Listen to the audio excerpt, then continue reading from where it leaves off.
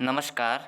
सरस्वती शिक्षा समिति पाली द्वारा संचालित ऑनलाइन शिक्षण सत्र 2020-21 में एक बार पुनः आपका हार्दिक स्वागत एवं अभिनंदन है। कक्षा अष्टमी, विषय हिंदी, अध्याय 12 सुदामा चरित, भाग 2। तृतीय पद्यांश हम आज पढ़ने जा रहे हैं।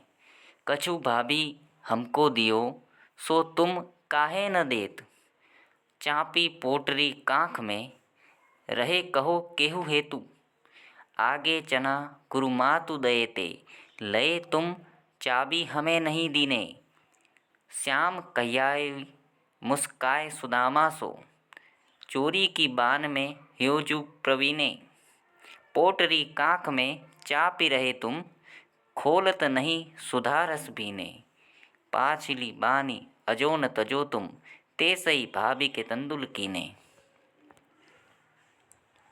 कठिन शब्दार्थ है कछु कुछ, काहे न देऊ किस कारण, चापी छिपाना, पोटरी पोटली, चाबी चबाना, बान आदत, प्रवीण कुशल, पाछिली बानी पुरानी आदत, तजी छोड़ी, तंदुल सौगात। प्रसंग। प्रस्तुत काव्यांश हमारी हिंदी की पाठ्यपुस्तक वसंत भाग 3 में संकलित नरोत्तम दास जी द्वारा रचित काव्य सुदामा चरित से लिया गया है। इसमें कृष्ण सुदामा से शिकायत कर रहे होते हैं कि वह उसकी पत्नी द्वारा कृष्ण के लिए भेजी गई सौगात क्यों नहीं दे रहे हैं। व्याख्या।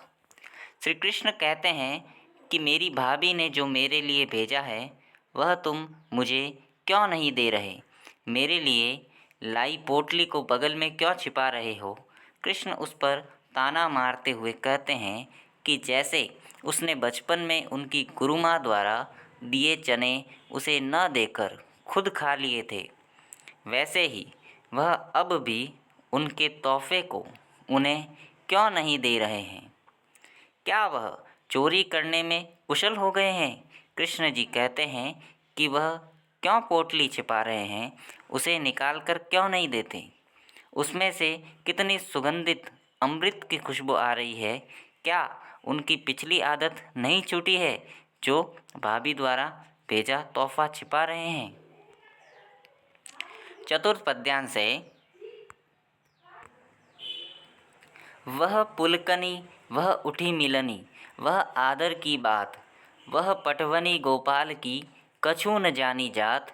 घर घर कर ओडत फिरे, तनक दही के काज, कहाँ भयो जो अब भयो, हरि को राज समाज। हो आवत नहीं हुतो, वाही पठयो ठेली, अब कहियो समुझाए के, बहुधन धरो सकेली। कठिन शब्दार्थ। पुलकनी खुश होकर, उठी मिलनी गले मिलना, पठवनी भेजना, जात जाति, हरि कृष्ण, साज समाज राज समाज राज्य में, ओढ़त फिरे इधर उधर फिरना, तनक थोड़ा, वाही पठियो खाली हाथ, ठेली भेजना, धन दौलत, धरो रखना। प्रसंग।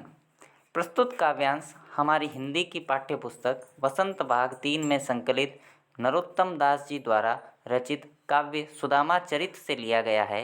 इस पद में कृष्ण सुदामा को खाली हाथ भेज देते हैं। इस बात पर सुदामा को बहुत दुख होता है। व्याख्या। उपरोक्त पंक्तियों में सुदामा सोच रहे हैं कि जब वे कृष्ण के यहाँ पहुँचे थे तब तो उन्होंने बड़ी प्रसन्नता दिखाई थी। वे उठकर गले मिले थे और सुदामा को बहुत आदर भी दिया था, पर विदाई के अवसर पर इस तरह खाली हाथ भिजवाने की बात सुदामा को कुछ समझ नहीं आ रही थी। वास्तव में कृष्ण ने सुदामा को उनके 2 मुट्ठी चावल खाते ही 2 लोकों की धन दौलत दे डाली थी। जिससे सुदामा बिल्कुल अनजान थे। सुदामा कृष्ण के बचपन को याद करके सोचते हैं कि यह वही कृष्ण है जो थोड़ी सी मांगने के लिए घर घर हाथ फैलाया करता था। भला वह उन्हें क्या देंगे? सुदामा तो पहले ही से माखन चोर कृष्ण को जानते थे, पर उनकी पत्नी ने ही उन्हें जिद करके यहाँ भेजा था। सुदामा बहुत नाराज़ थे और सोच रहे थे कि अब जाकर वे अपनी पत्नी से कहेंगे कि बहुत धन मिल गया है, अब इसे संभाल कर रखो। वे यहाँ आना नहीं चाहते थे। अब हालत यह थी कि जो चावल वे मांग कर लाए थे वह भी कृष्ण ने ले लिए थे। बदले में खाली हाथ वापसी हुई। आज के गृह कार्य के प्रश्न कुछ इस प्रकार है, जो भैया बहनों आपको अपनी उत्तर पुस्तिका में करने हैं। प्रथम प्रश्न है, कृष्ण सुदामा से शिकायत क्यों कर रहे हैं? अंतिम एवं द्वितीय प्रश्न, सुदामा के नाराज़ होने का क्या कारण था? धन्यवाद।